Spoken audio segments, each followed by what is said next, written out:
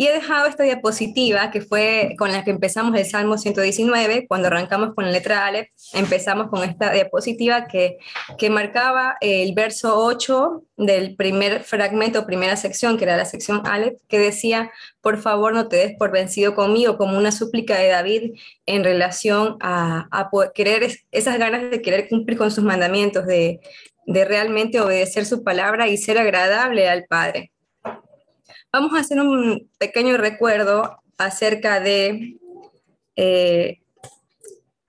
lo que hemos venido aprendiendo para que las personas que no hayan podido estar en las otras charlas, pues también puedan continuar el hilo de este precioso Salmo 119. Y el Salmo 119, el autor es el rey David. Su meta más grande en la vida fue el perfeccionamiento de sí mismo a través de la instrucción dictada a Moisés, y que más tarde esta instrucción se haría carne en la persona de Yeshua, quien es la Torá viviente. Este salmo también es el más largo de todos los salmos, tiene 176 versículos. Algo especial que tiene este salmo es que cada 8 versículos comienzan con cada una de las 22 letras del alfabeto hebreo. Por ejemplo, acá tenemos Aleph. En las traducciones actuales está separado en párrafos de 8 versículos y titulado cada párrafo con la letra del alfabeto hebreo que corresponde.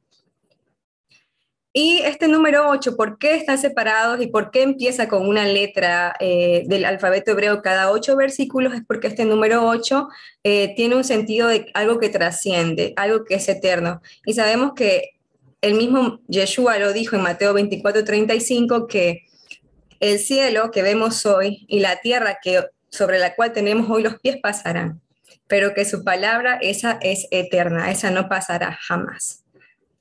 Y vamos a hacer un breve recuerdo de todo lo que hemos aprendido hasta la fecha. Hemos avanzado por todas estas letras y hoy nos encontramos en el versículo 113.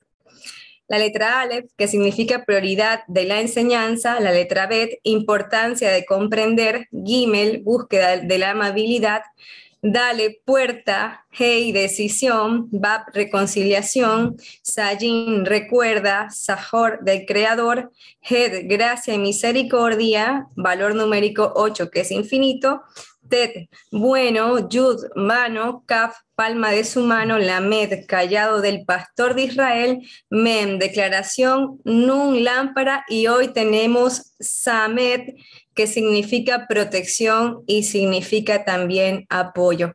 Y cuando vemos todos estos significados de estas letras del hebreo, podríamos leerlo de continuo y encontrar un hermoso mensaje a través de todas estas letras que hemos ido transitando en estos Shabbat. Y es que podemos empezar diciendo que nuestra prioridad es la enseñanza de su ley.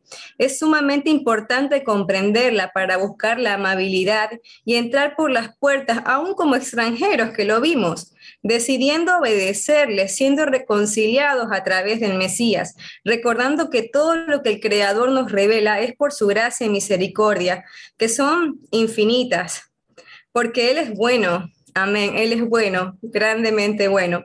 Fuimos creados por su mano y nuestros días están en la palma de su mano. Nos tiene esculpidos en ella. Él es el pastor de Israel que con su cayado nos trae de regreso al redil, nos declara y prepara un camino en su luz, en la que encontramos al día de hoy protección y apoyo. Salmo 119, verso 113 al verso 120, dice así: Aborrezco a los hombres hipócritas, mas amo tu ley. Mi escondedero y mi escudo eres tú. En tu palabra he esperado. Apartaos de mí, malignos, pues yo guardaré los mandamientos de mi Dios. Susténtame conforme a tu palabra y viviré, y no quede yo avergonzado de mi esperanza. Sosténme y seré salvo, y me regocijaré siempre en tus estatutos. Hollaste a todos los que se desvían de tus estatutos, porque su astucia es falsedad. Como escoria hiciste consumir a todos los impíos de la tierra. Por tanto, yo he amado tus testimonios. Mi carne se ha estremecido por temor de ti, y de tus juicios tengo miedo. Y esta letra Samek, vamos a ver un poquito de lo que es la letra Samek.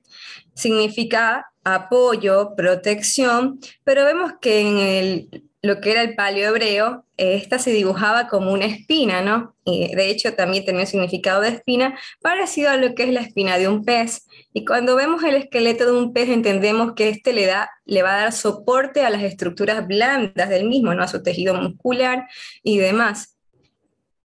Pero luego, en lo que es el hebreo moderno, a la fecha de hoy, esta letra se dibuja como un círculo, y esta forma de círculo representa la protección divina que nos rodea completamente.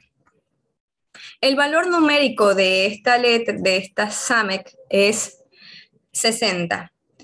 Y la referencia a este número lo encontramos en Cantares 3:7, que dice lo siguiente: el cortejo de las bodas. Verso 6.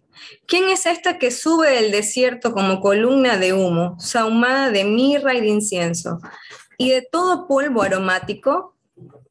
He aquí, es la litera, es decir, el aposento, la cama de Salomón, 60 valientes lo rodean. ¿Y a qué se referirá con 60 valientes? Esta palabra valientes es la palabra gibor, que puede significar guerrero, fuerte, grande, gigante, poderoso, valiente. Y estos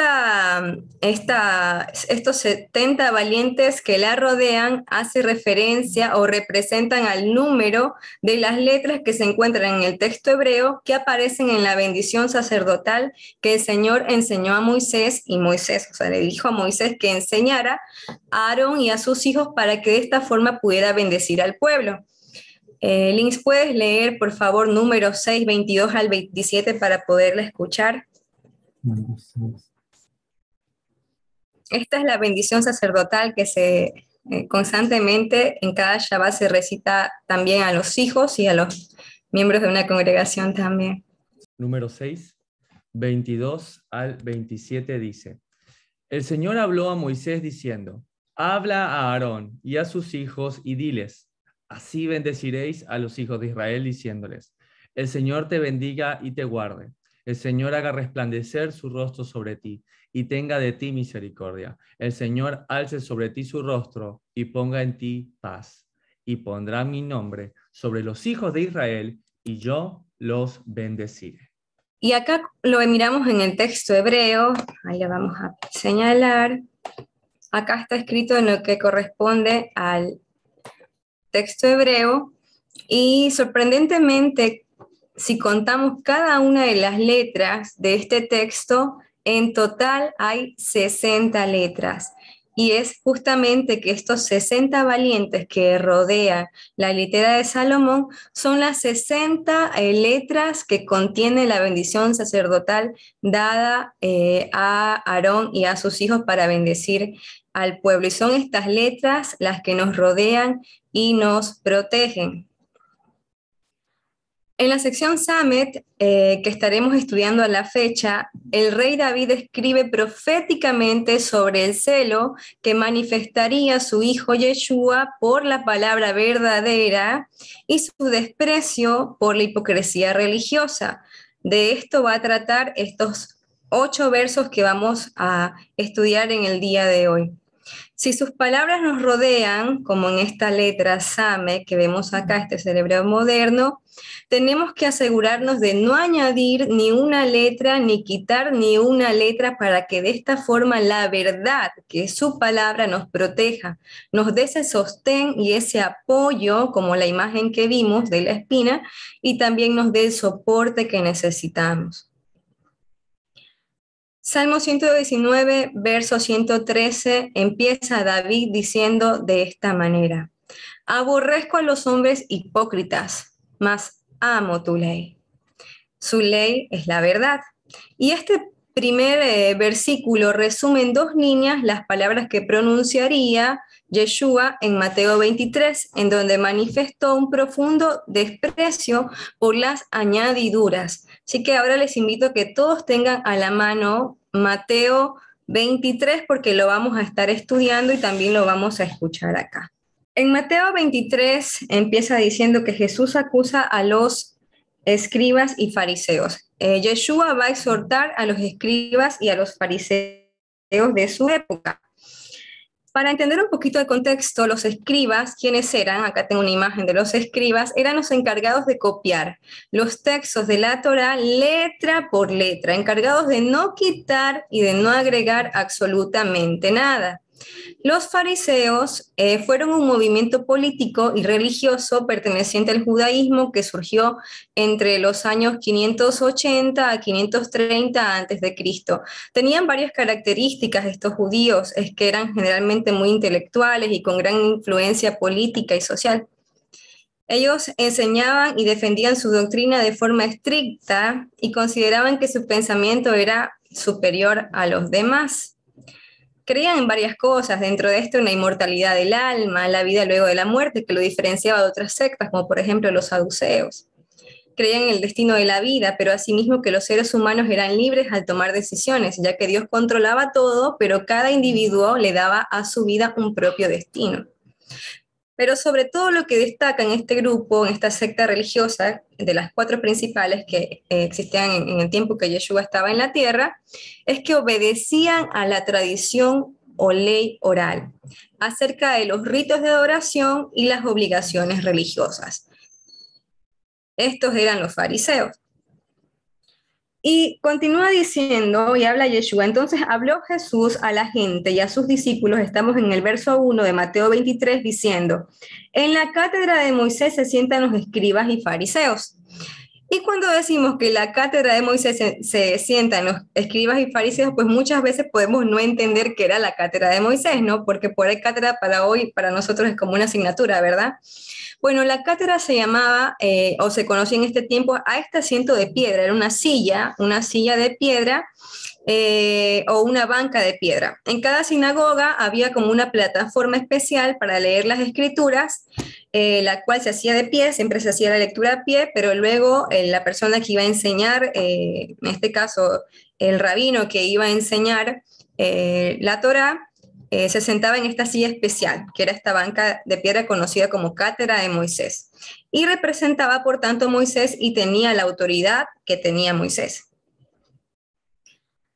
Entonces habló Jesús a la gente y a sus discípulos diciendo, en la cátedra de Moisés se sientan los escribas y los fariseos, así que todo lo que os digan que guardéis, guardadlo y hacedlo, mas no hagáis conforme a sus obras, porque dicen y no hacen.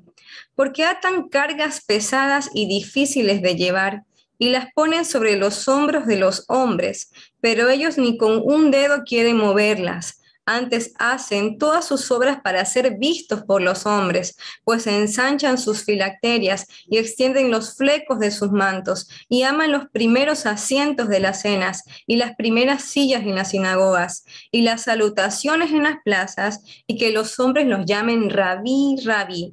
Pero vosotros no queráis que os llamen rabí, porque uno es vuestro maestro, el Cristo, y todos vosotros sois hermanos. Y no llaméis padre vuestro a nadie en la tierra, porque uno es vuestro Padre, el que está en los cielos. Ni seáis llamados maestros, porque uno es vuestro maestro, el Cristo. El que es mayor de vosotros sea vuestro siervo. Porque el que se enaltece será humillado y el que se humilla será enaltecido. Y vamos a analizar estos primeros 12 versículos. Y acá en el verso 3 hay algo muy interesante. En realidad, a través de estos versículos, Yeshua está aclarando tres puntos importantes. Acá cuando leemos, así que todo lo que os digan que guardéis, guardadlo y hacedlo, podríamos pensar que si los fariseos obedecían, ya vimos que uno de sus principales dogmas era el guardar celosamente la ley oral, o sea, sus costumbres, ¿no? La tradición, lo que se conocen como la tradición de los ancianos, ¿no? Entonces podríamos pensar que si Jesús está diciéndonos que guardemos y hagamos todo lo que ellos dicen, que también tengamos que guardar estas estos temas de las doctrinas de los ancianos o sus costumbres. Pero hay una traducción que está en Mateo, es una traducción de Mateo hebreo, de Shem Tov, aunque tiene controversias también este texto, pero le da más sentido a lo que realmente acompaña los siguientes versos que va a hablar Yeshua, ¿no? Porque si no, mucho no se logra entender. Y es que en el verso 3 dice de la siguiente forma, ¿no? Entendiendo que en la cátedra de Moisés se sientan los escribas y fariseos, y ustedes todo lo que él, refiriéndose a Moisés, todo lo que Moisés les diga a ustedes, cúmplanlo y háganlo, pero según las ordenanzas y obra de ellos, no hagan, porque ellos dicen, pero no hacen. Entonces vemos claramente que Yeshua les está diciendo, hagan lo que dice Moisés, lo que ellos dicen que dice Moisés, pero no hagan lo que ellos dicen y hacen, porque en realidad ellos dicen muchas cosas, pero no las hacen. Entonces, ¿qué era lo que sucedía? ¿Cuál es el punto que también estaba ocurriendo?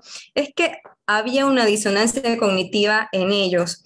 Y aprendemos a través de estos 3 versos 3 cosas importantes. Primeramente, que Yeshua está diciendo, hagan lo que Moisés dice, sin añadiduras, porque ellos habían agregado rituales y también costumbres complejas. En segundo lugar, también confronta la disonancia cognitiva, que es aquello de pensar en algo o saber algo, pero no hacerlo. Es decir, yo digo algo, pero no lo hago. Entonces, no hay un acuerdo entre lo que pienso y lo que hago. Entonces, el Señor está confrontando este problema en algunos, no digo en todos, porque sabemos que habían fariseos que también aceptaron al Mesías y que también siguieron y fueron parte de sus seguidores, ¿no? Entonces, algunos escribas y fariseos, y porque sobre todo ni aún ellos cumplían con todas sus ordenanzas. Decía que ataban cargas pesadas que ni ellos mismos podían llevar, ¿no? Y en tercer lugar, que las obras que hacían cuando las hacían, ¿no? Las obras que hacían cuando las hacían para ser vistos. Esa era realmente su intención, y para ser enaltecidos, no más bien tanto por obediencia o amor al Padre. Y para continuar la lectura de este capítulo 23, que es muy conocido porque es como son los ayes, les llaman también los ayes hacia los fariseos y escribas, vamos a citar la Biblia hablada o la dramatización de la Biblia hablada de Mateo. Los escribas y fariseos se han sentado en la cátedra de Moisés. Así que obedecedlos y haced lo que os digan. Pero no imitéis su conducta, porque no practican lo que dicen. Atan cargas pesadas y las echan a espaldas de la gente. Pero ellos no quieren mover un solo dedo para moverlas. Todas sus obras las hacen para ser vistos. Hacen las filacterias anchas y las orlas de sus mantos largas. Quieren el primer puesto en banquetes y los primeros asientos en las sinagogas. Les gusta que se les salude en las plazas y que la gente los llame rabí. Vosotros no os hagáis llamar rabí, porque uno solo es vuestro maestro, y sois todos hermanos. No llaméis a nadie en la tierra Padre, porque tenéis un Padre, y está en los cielos. Ni os dejéis llamar caudillos, porque su caudillo es uno, el Cristo. El mayor entre vosotros tiene que ser su ministro, porque aquel que se ensalce será humillado, y aquel que se humillare será ensalzado.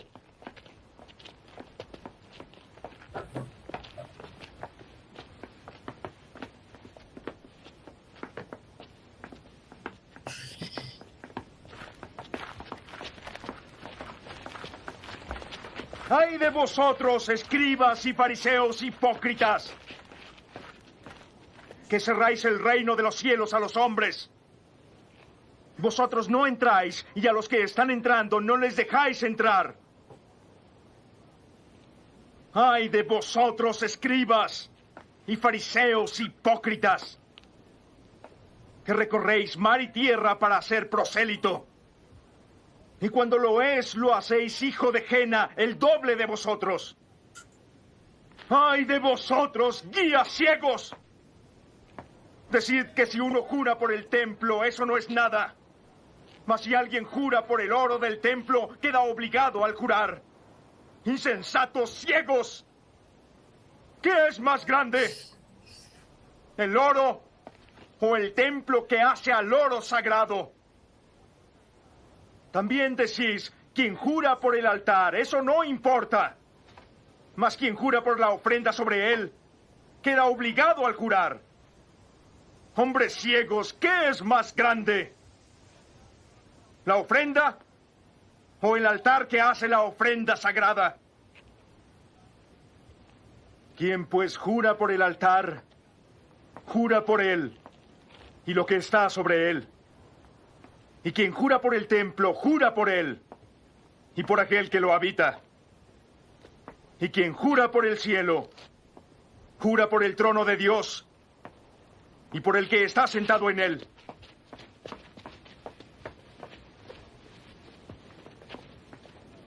¡Ay de vosotros, escribas y fariseos! ¡Oh, hipócritas! Pagáis el diezmo de las especias, menta, eneldo y comino, y descuidáis los asuntos más importantes de la ley: justicia, misericordia y también la fe. Esto es lo que había que practicar, sin descuidar aquello. ¡Oh, guías ciegos! Que coláis el mosquito y os tragáis el camello. ¡Ay de vosotros! Vosotros, escribas y fariseos, hipócritas. Purificáis por fuera la copa y plato, mas por dentro están llenos de rapiña e intemperancia.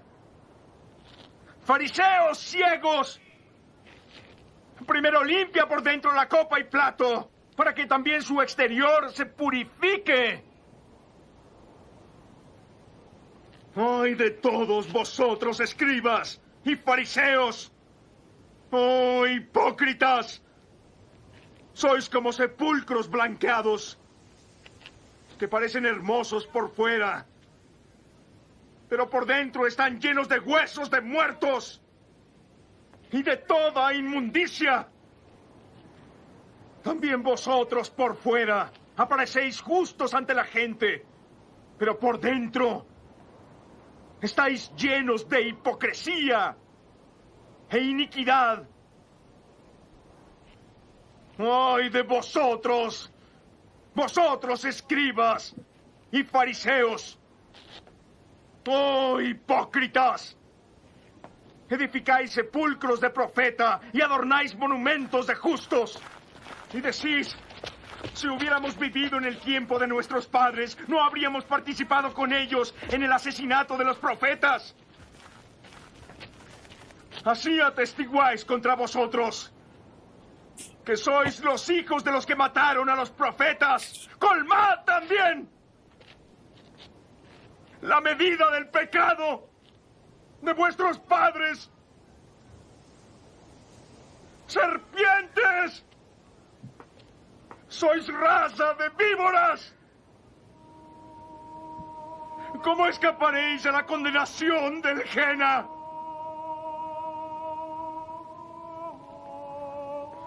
Por eso, yo os envío profetas y sabios y escribas. A unos los mataréis y crucificaréis.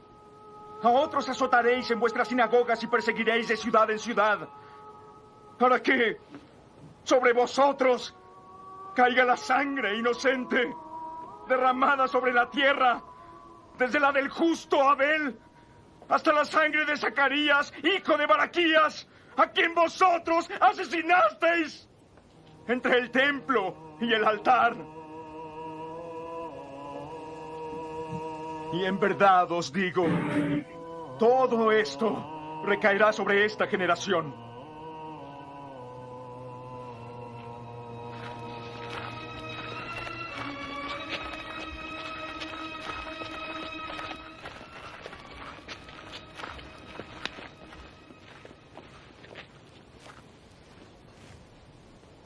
Oh, Jerusalén. Jerusalén.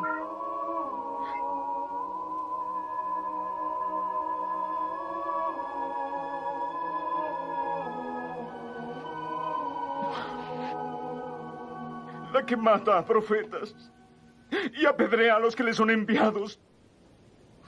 ¿Cuántas veces he querido reunir a tus hijos como pollos bajo las alas de la gallina, pero no habéis querido? Mirad, vuestra casa os quedará desierta. Porque os digo, no me volveréis a ver hasta que digáis: bendito el que viene en nombre del Señor.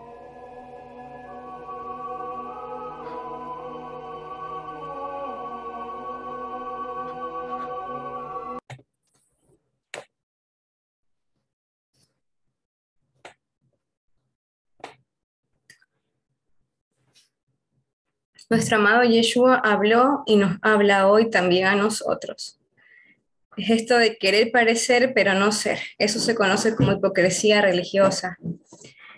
Es de aquellos que dicen amar a Dios pero no hacen lo que Él dice, y además critican a todos que tampoco lo hacen.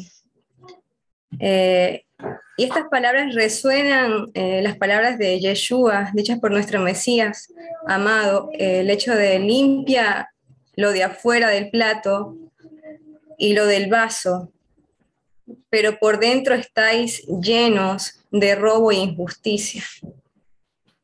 Les llama también sepulcros blanqueados, porque por fuera están muy adornados, muy blancos, muy hermosos, pero por dentro, en cambio, ¿qué es lo que hay? Hay muertes, huesos muertos e inmundicia. Y el verso 23 es uno de los que más a mí me estremecen, porque dice, verso 23 les llama hipócritas, porque diezman la menta y el eneto y el comino, que son especias muy chiquititas, pero habéis dejado lo más importante de la ley, que es la justicia, la misericordia y la fidelidad a Dios. Esto era necesario sin dejar de hacer lo otro. Le dice guías de ciegos, porque tenían sus seguidores, entonces le llaman guías de ciegos, que colan el mosquito, pero tragan el camello. Y eso nos hace pensar mucho en el sentido de que a veces podemos tener esta hipocresía de criticar a los demás que no hacen, pero también nos damos cuenta cómo están nuestras vidas. Si nuestras vidas realmente, no porque en este caso se hable de los fariseos y de los escribas, ¿no? Porque también nos puede suceder a nosotros, que nos podemos llenar de religiosidad y olvidar lo más importante que es la justicia, la misericordia y la fidelidad al Señor. Y al ver estas escenas que miramos ahora, podemos pensar que tal vez hay odio en Yeshua por los fariseos y por los escribas. Y en realidad esto no es odio, es un celo por la verdad, como lo dice David en el verso 119, 113, que fue el que leímos inicialmente, que aborrece la hipocresía. Es una profunda tristeza contra las tradiciones que llegaron a ser superiores en su momento a la Torá y perdieron lo más importante, que es lo que pide Dios. Este verso tan conocido de Malaquías 6, ¿qué es lo que pide Dios? 3 cosas: hacer justicia, amar la misericordia y ser humilde ante Él. Y es que no se trata de lo exterior, sino de lo interior. Y eso también lo habla David en el Salmo 139, porque él dice, Señor, tú me examinas y tú me conoces. No nos sirve de nada las máscaras, porque el Señor escudriña profundamente de nuestro ser y Él sabe quiénes somos. Aún la palabra no salió de nuestra boca cuando Él ya la conoce. Él sabe cuando me siento, cuando me levanto, mis palabras antes de hablar. Sabe cuando vamos en el camino, cuando volvemos a nuestros hogares. Él sabe todo de nosotros. Y Él lo que busca realmente es eso, es que hagamos justicia, que amemos la misericordia y que conservemos esa posición de humildad. Jesús también manifiesta celo, pero a la vez amor por ellos, porque cuando conocemos también su palabra y conocemos la obra que Yeshua hizo, sabemos que Él también murió por ellos. No solamente murió por los injertados, Él murió por Israel. Entonces, algunas veces se pueden prestar estos versos para crear como un rechazo hacia nuestros hermanos judíos. Pero tenemos que recordar que si Jesús no lo hizo, Él que es el rey de los judíos, que tenía toda la autoridad para poderles condenar, en vez de acusar, o sea, de acusarlos, los exhortó, pero no formó un odio hacia ellos, sino que dio su vida como testimonio del amor por ellos. Ahora, ¿qué haremos nosotros o quiénes somos nosotros para juzgar o criticar a nuestros hermanos que tienen estas costumbres y rudimentos? En este dibujito que tenemos acá, trata de explicar Romanos 11. Y acá este dibujito representa el buen olivo. Este buen olivo es Israel, ¿no? Son aquellos sobre los cuales, digámoslo de esta manera, corre la sangre de Abraham, ¿no? Y tenemos el olivo silvestre, que son las naciones, ¿no? Pero cómo el Señor en su misericordia toma ramas de este olivo silvestre y las injerta en el buen olivo. Y Romanos 11 dice al respecto el apóstol Pablo, pues si algunas de las ramas fueron desgajadas y tú, siendo olivo silvestre, has sido injertado en lugar de ellas y has sido hecho participante de la raíz y de la rica savia del olivo, no te jactes contra las ramas. Y si te jactas, sabe que no sustentas tú a la raíz, sino la raíz a ti. Pues las ramas, dirás, fueron desgajadas para que yo fuese injertado. Verso 20. Bien, por su incredulidad fueron desgajadas, pero tú por la fe estás en pie. No te ensoberbezcas, sino teme. Porque si Dios no perdonó a las ramas naturales, a ti tampoco te perdonará. Mira pues la bondad y la severidad de Dios. La severidad ciertamente para los que cayeron, pero la bondad para contigo si permaneces en esa bondad, pues de otra manera tú también serás cortado. Y aún ellos, si no permanecieren en incredulidad, serán injertados, pues poderoso es Dios para volver a injertar. Porque si tú fuiste cortado, de que por naturaleza es olivo silvestre, y contra naturaleza fuiste injertado en el buen olivo, cuanto más estos que son las ramas naturales serán injertados en su propio olivo. No te jactes contra las ramas, no te ensoberbezcas, sino teme, y permanece en la bondad que Dios mismo tuvo contigo. Recordemos que por gracia hemos sido injertados al buen olivo, que nunca se nos olvide que nosotros no sostenemos esta raíz, que la raíz nos sostiene a nosotros y nunca caigamos en la actitud arrogante de creernos mejores por tener la revelación verdadera y mirar con desprecio o altivez a los judíos por sus tradiciones. Fuimos injertados por gracia, aún siendo extranjeros, estando en las naciones, siendo inmundos, impuros, como lo vio Pedro en la visión que él tuvo de ese lienzo en donde veía todos estos animales impuros y que representaba a las naciones. Entonces, aún de esa inmundicia, el Señor nos rescató por su misericordia y nos llamó. Mantengámonos en esa bondad que Él tuvo con nosotros. Verso 113 del Salmo 119. Aborrezco a los hombres hipócritas, mas amo tu ley, tu verdad. Y continúa diciendo, Verso 114, mi escudero y mi escudo eres tú, mi escondedero y mi escudo eres tú. En tu palabra he esperado. Mi escondedero es esta palabra seter que significa como la cubierta, como algo, una cubierta o rodear algo secretamente. Y mi escudo, que es el maguen, eres tú, le está diciendo al Señor. Y en tu palabra he esperado, en toda situación espero en tu palabra. Es la que me guarda y me guía. Y continúa diciendo David en el verso 115, apartaos de mí malignos, pues yo guardaré los mandamientos de mi Dios. Nuevamente David hace un llamado de atención a la religión falsa. Pero nosotros tenemos que recordar que es el Señor quien juzga. Recordemos que el Señor nos reveló al Mesías y su ejemplo de obediencia por su misericordia.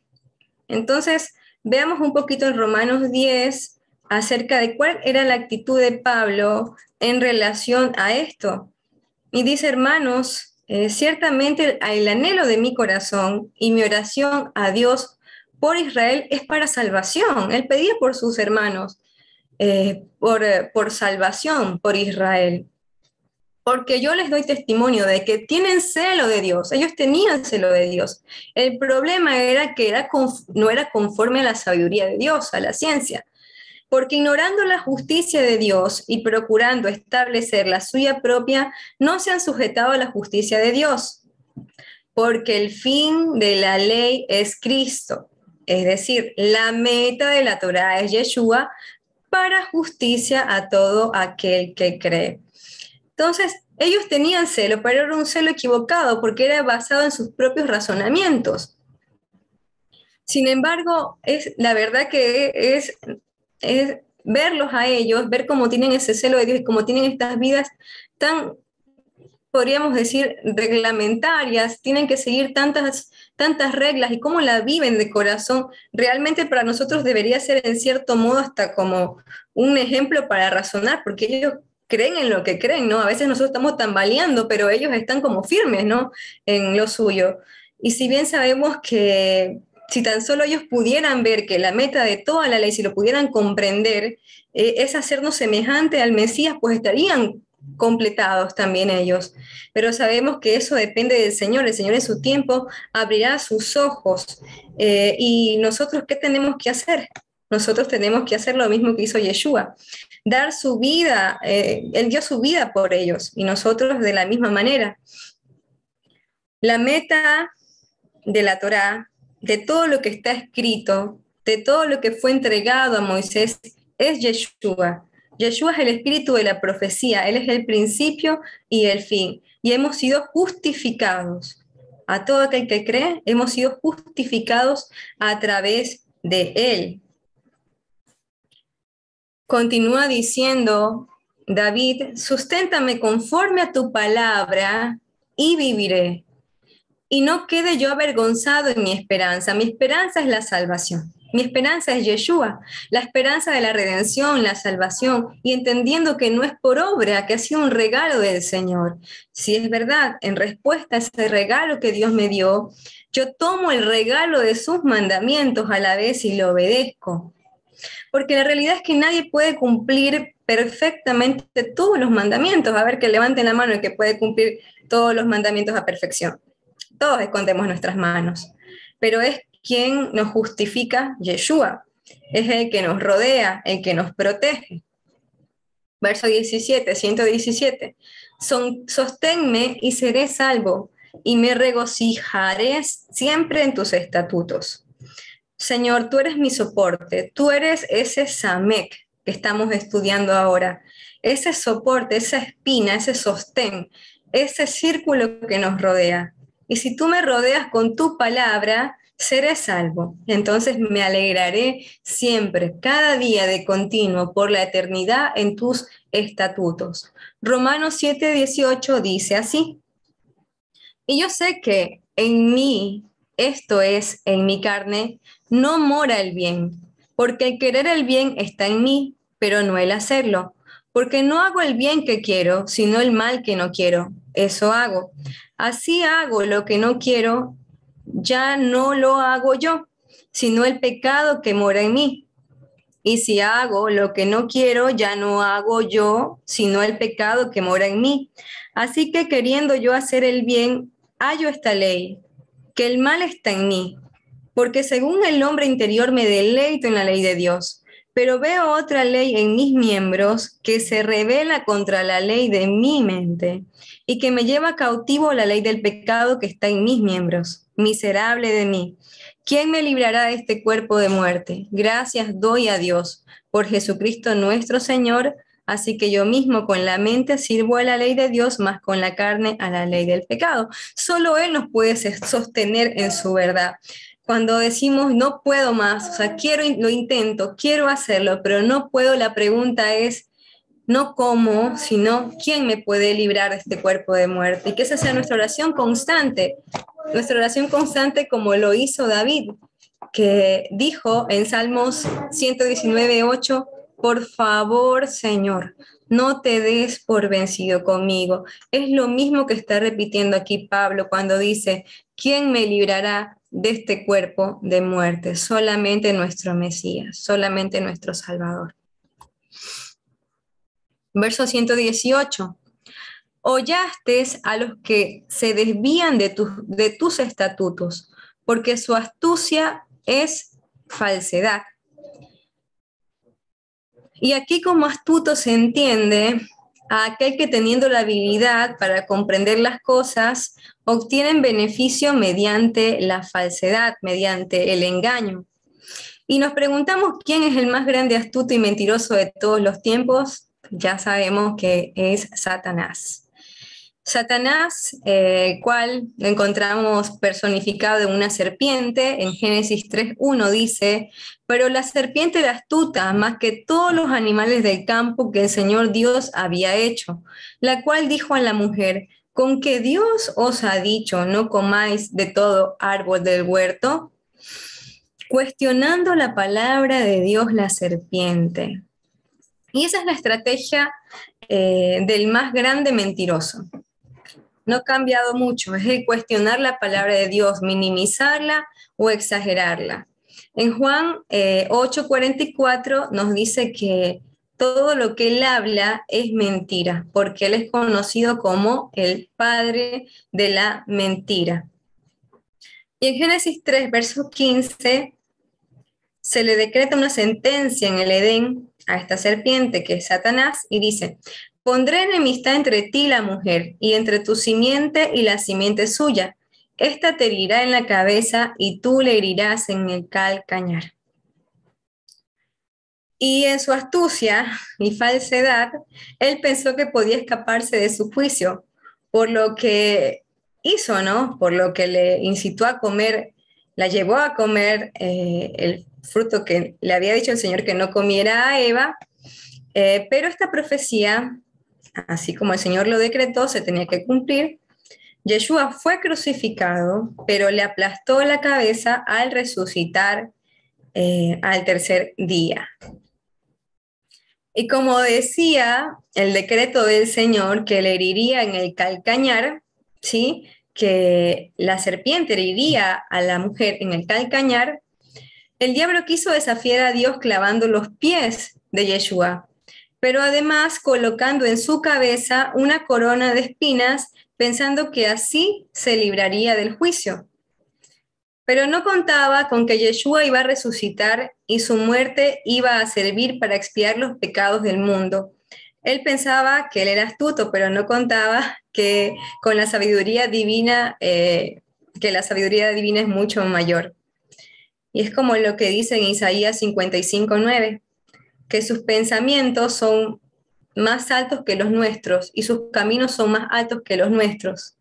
Y el Señor volteó todos esos planes del enemigo que creyó tener la victoria. No contaba con que Yeshua iba a resucitar y a través de la resurrección Él iba a hacer algo más maravilloso que era traer la redención a todo el mundo. Y que lo que parecía o se veía malo, pues al fin y al cabo iba a ser la mayor obra que ha existido desde el principio, la redención del pecado. Y también nos recuerda esto de que los pensamientos y los caminos del Señor son mayores a lo que le ocurrió a José el soñador, que a pesar de que le fue muy mal, de que fue vendido por sus hermanos, de que fue después por Potifar puesto en la cárcel, a pesar de todo eso, al final había una razón y un propósito para todo lo que le había ocurrido, y el final fue traer también la salvación a Israel. Verso 119 de Salmo 119. Aquí David va a escribir cuál es el fin de los impíos. Como escoria hiciste consumir todos los impíos de la tierra. Por tanto, yo he amado tus estatutos. Cada quien recibirá según sus obras, porque la paga del pecado es muerte, mas el regalo de Dios es vida eterna. ¿Pero a quiénes? En Yeshua nuestro Señor, es decir, a quienes, para quienes Yeshua es su Señor. Eso lo dice Romanos 6:23. La salvación, por tanto, lo hemos entendido una y otra vez, y también lo aprendimos en el curso básico, que es un regalo del Señor, porque por obras, pues, ¿quién podría ser justificado? Pero yo, en respuesta a esa gracia, pues voy a obedecer sus mandamientos. Es como lo dice Apocalipsis, que son las dos cosas. Dice que es el testimonio de Yeshua y es la Torá, los mandamientos, ¿no? Ambas son necesarias.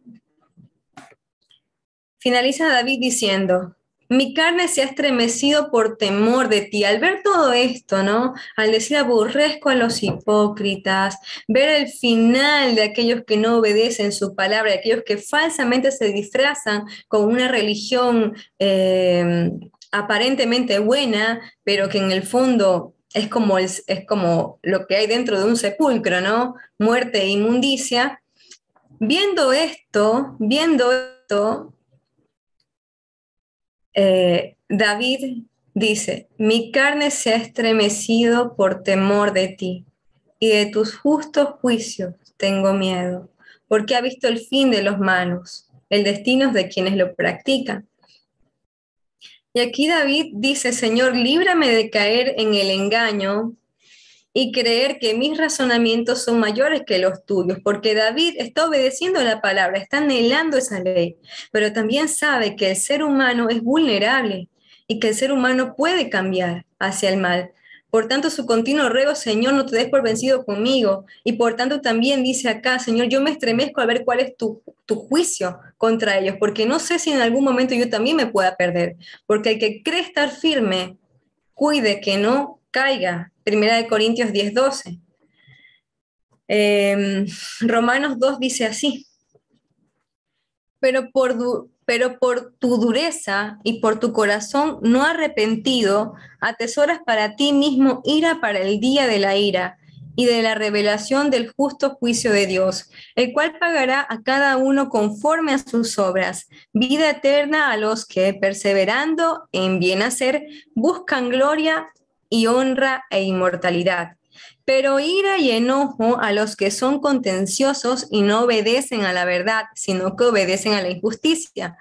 Tribulación y angustia sobre todo ser humano que hace lo malo. El judío primeramente, pero también el griego, o sea, todos seremos juzgados. Sin embargo, Yeshua es nuestra esperanza. Él nos librará de este cuerpo de muerte, como lo pidió Pablo. ¿Quién podrá librarme de este cuerpo de muerte? Solamente Yeshua. Y un día podremos participar de sus promesas, de ese cielo nuevo y de esa tierra nueva. Y sus promesas es lo que Él dijo que iba a preparar para nosotros, estas moradas, ¿no? Y esa es nuestra esperanza, ¿no? Que un día habrá un cielo nuevo y una tierra nueva, que todo esto pasará, es como una prueba, esto es como una evaluación, esta vida. Nuestra vida es muy cortita, es como cuando damos una prueba o un examen, aprobamos o desaprobamos, ¿no? Pero es tan cortita nuestra vida que solamente es como rendir un examen. Lo eterno vendrá, y Dios permita y en su misericordia que podamos ser partícipes de estas promesas. Verso 21, vi un cielo nuevo y una tierra, capítulo 21, perdón, verso 1. Vi un cielo nuevo y una tierra nueva, porque el primer cielo y la primera tierra pasaron, y el mar ya no existía más. Verso 2. Y yo, Juan, vi la santa ciudad, la nueva Jerusalén, descender del cielo de Dios, dispuesta como una esposa ataviada para su marido.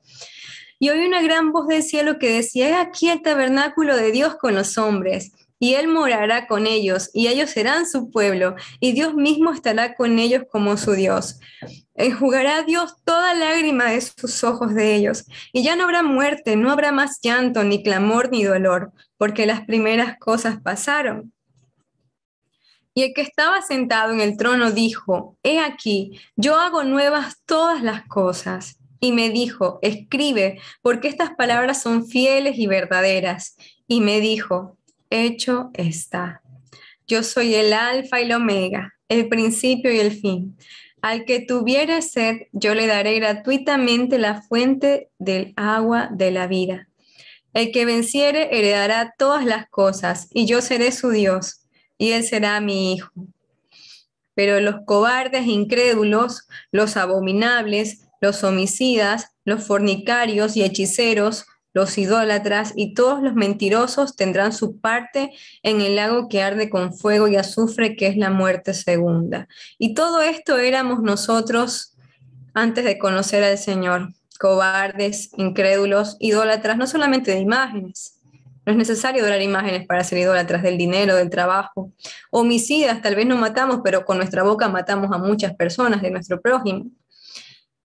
¿Y nuestro decreto cuál era? Era el lago de fuego, la muerte segunda. Pero por su amor y por su gracia, aunque estuvimos y estando nosotros muertos en esos delitos y pecados, nos dio vida juntamente con Yeshua. Si permanecemos en Él permanecerá en nosotros, y un día pues podremos en su misericordia presenciar lo que está escrito en Apocalipsis 7. La multitud vestida de ropas blancas. Hay un final, como lo dijo David en esta sección Samek. Hay un final. Hay un final y hay un decreto para aquel que guarda su palabra y para aquel que se aleja de su sabiduría, de la sabiduría del Señor. Y acá vemos una multitud que está profetizada en el libro de Apocalipsis, que es la multitud vestida de ropas blancas. Y en el verso 9 de Apocalipsis 7 dice así: después de esto miré, y he aquí una gran multitud, la cual nadie podía contar, de todas las naciones, tribus, pueblos y lenguas, que estaban delante del trono y en la presencia del Cordero, vestidos de ropas blancas y con palmas en la mano, alabando al Señor, y aclamaban a gran voz diciendo: la salvación pertenece a nuestro Dios, que está sentado en el trono, y al Cordero. Y todos los ángeles estaban de pie alrededor del trono y de los ancianos y los 4 seres vivientes, y se postraron sobre sus rostros delante del trono y adoraron a Dios, diciendo: amén. La bendición y la gloria y la sabiduría y la acción de gracia y la honra y el poder y la fortaleza sean a nuestro Dios por los siglos de los siglos. Amén. Entonces uno de los ancianos habló, diciéndome: estos que están vestidos de ropas blancas, ¿quiénes son y de dónde han venido? Yo le dije: Señor, tú lo sabes. Y él me dijo: estos son los que han salido de la gran tribulación, y han lavado sus ropas y las han emblanquecido en la sangre del Cordero. Por esto están delante del trono de Dios y le sirven día y noche en su templo. Y el que está sentado sobre el trono extenderá su tabernáculo sobre ellos. Ya no tendrán hambre ni sed, y el sol no caerá más sobre ellos, ni calor alguno, porque el Cordero que está en medio del trono los pastoreará y los guiará a fuentes de agua de vida, y Dios enjugará toda lágrima de los ojos de ellos. Les voy a dejar por aquí para que meditemos, porque hemos terminado esta sección. Meditemos en esta porción de Apocalipsis 7 que nos habla de esta multitud de vestiduras blancas, que el Señor nos permita, siendo nosotros de todas estas naciones, pueblos, lenguas, del norte, del sur, del occidente, del oriente, que nos permita estar allí vestidos de vestiduras blancas, lavados por la sangre del Cordero, sin merecerlo, pero por el sacrificio de redención de nuestro Mesías, adorándolo y cantando al Señor eternamente y para siempre. La salvación pertenece a nuestro Dios, que está sentado en el trono, y al Cordero, y al Cordero, y al Cordero.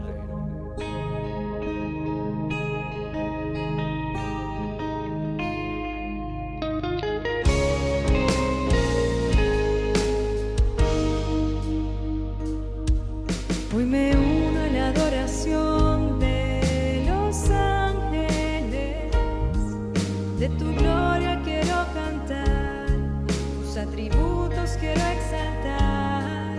Hoy me uno a la adoración de los ángeles, multitud de toda nación, cantando a gran voz.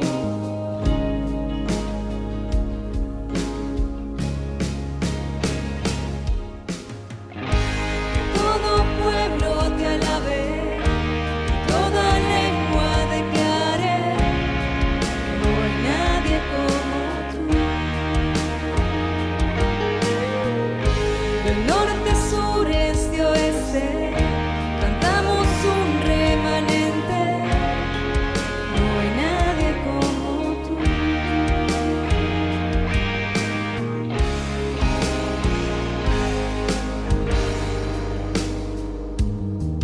Has lavado nuestras ropas y las emblanqueciste con la sangre del Cordero inmolado en la cruz. Y hoy tenemos el privilegio de servirte día y noche en tu templo, resplandeciendo en tu luz. Que todo pueblo te alabe y toda lengua declare que no hay nadie como tú. Del norte, sur, este, oeste, cantamos un remanente, que no hay nadie como tú.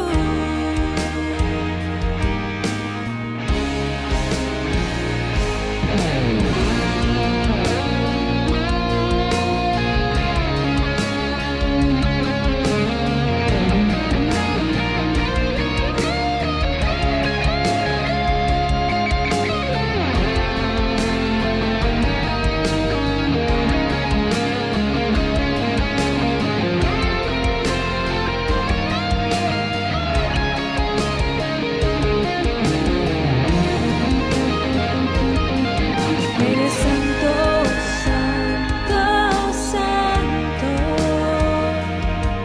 poderoso de Israel. Eres santo, santo, santo, poderoso de Israel. Te adoramos, poderoso de Israel. Te adoramos, poderoso de Israel.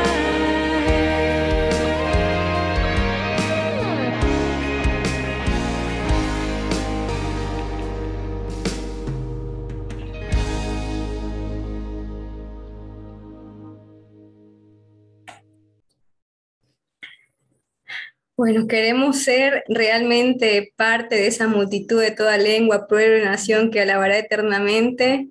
Pues esta es nuestra oración el día de hoy, Señor. Una vez más, aunque estamos en la sección Samek, volvemos al verso 8. Por favor, Señor, no te des por vencido conmigo. Si aún David, que era el hombre conforme al corazón de Dios, se estremeció en temor a sus juicios, a los juicios de Dios, cuánto más no, yo me voy a estremecer, cada uno de nosotros por temor a sus juicios.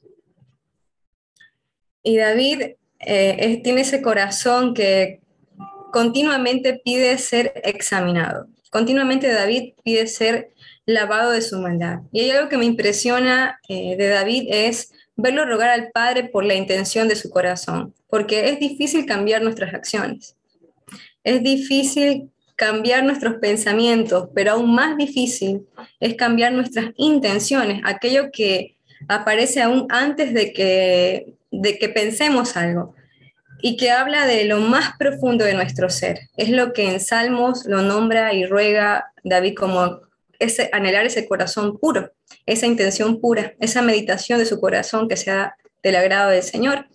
Y acá traje algunos versículos del Salmo 139 que dice: oh Señor, has examinado mi corazón y sabes todo acerca de mí. Sabes cuándo me siento, cuándo me levanto, conoces mis pensamientos. Aun cuando me encuentro lejos, me ves cuando viajo y cuando descanso en casa. Sabes todo lo que hago, sabes lo que voy a decir, incluso antes de que lo diga. Oh, Señor, jamás podría escaparme de tu espíritu, jamás podría huir de tu presencia. Si subo al cielo, allí estás tú. Si desciendo a la tumba, allí estás tú. Examíname, oh Dios, y conoce mi corazón. Pruébame y conoce los pensamientos que me inquietan. Señálame cualquier cosa en mí que te ofenda y guíame por el camino de la vida eterna. Salmos 19, que también habla acerca de la ley del Señor, dice en el verso 14 que las palabras es el ruego, después de dar toda esta recitación acerca de que la ley del Señor es perfecta, la ley del Señor convierte el alma, los mandamientos del Señor son puros, el testimonio del Señor es fiel. Todo esto termina rogando al Señor y dice que las palabras de mi boca y la meditación de mi corazón sean de tu agrado, oh Señor, mi roca y redentor. La meditación de mi corazón sea de tu agrado. Vemos eso profundo, esa intención. Y el Salmo 86:11 dice: enséñame tus caminos, oh Señor, para que viva de acuerdo a tu verdad. Concédeme, Señor, un corazón puro para que te honre. Vamos a finalizar compartiéndoles esta canción en base a esto que hemos leído. Acá lo voy a dejar con Lynch, que va a estar cantando esta canción, y nos pueden acompañar porque tienen la letra allí. Esto nos invita a reflexionar sobre lo que hemos estudiado el día de hoy y también a memorizar estos versos, tal vez de una forma de canción.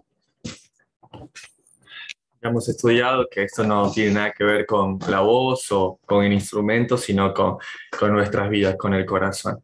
Y tampoco tiene que ver con un deseo finalizado, como de que uno lo fuese, sino por la intención de que uno quisiese llegar un día a ser así. Por eso esta es mi oración y es Salmo 139, 19 y 86 como un ruego de todos nosotros.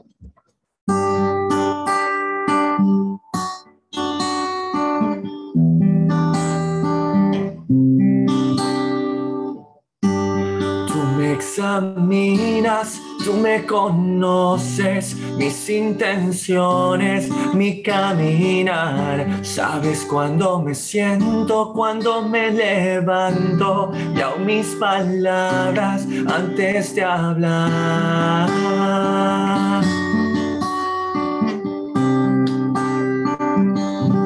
Concédeme un corazón puro que te honre, señálame que hay en mí que te pueda ofender y guíame. Es mi oración y guíame. Es mi oración. Examinas dentro de mi ser, mi intención la puedes ver. ¿A dónde escaparé de tu presencia? ¿A dónde me podré ocultar?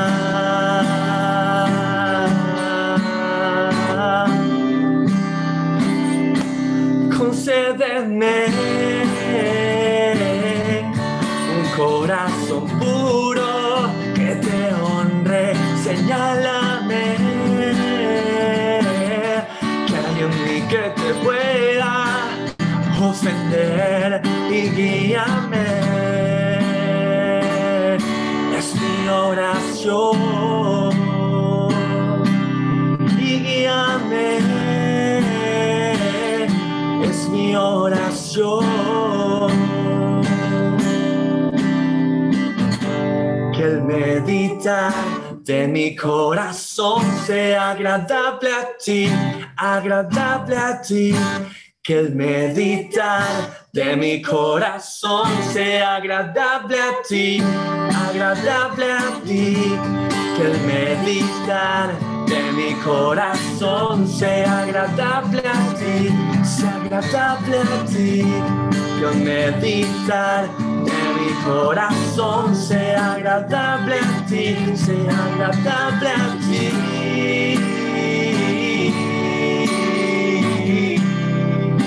Concédeme, concédeme un corazón puro que te honre. Señálame que hay en mí que te pueda ofender y guíame. Es mi oración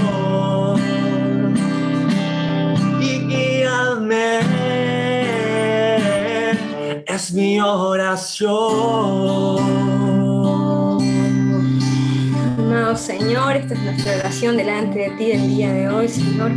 Concédeme, porque es obra tuya, Señor. Concédeme un corazón puro que te honre. Señálame, Señor, qué hay dentro de mí en este día, Señor, que no está a cuentas contigo, Señor. Padre amado, aquello que te pueda ofender, házmelo ver, para que yo pueda, Señor, volver, Señor, al principio. Amado Señor, que el meditar de mi corazón, aquello que está dentro de mí, Señor, mis pensamientos mismos, sean agradables a ti, Señor. Que el meditar de mi corazón sea agradable a ti, agradable a ti. Que el meditar de mi corazón sea agradable a ti, sea agradable a ti. Que el meditar de mi corazón sea agradable a ti, sea agradable a ti. Que el meditar de mi corazón sea agradable a ti, sea agradable a ti.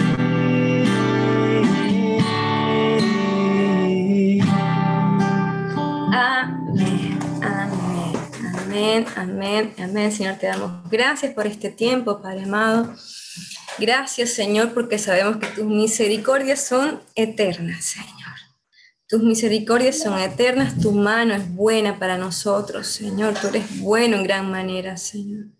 Ayúdanos, Padre Santo, a perseverar cada día, Señor, en tu palabra. Y si caemos, Señor, que podamos volver prontamente, Señor, a ese camino, Señor, de rectitud que Yeshua nos mostró como es en la tierra. En el nombre de Yeshua, amén.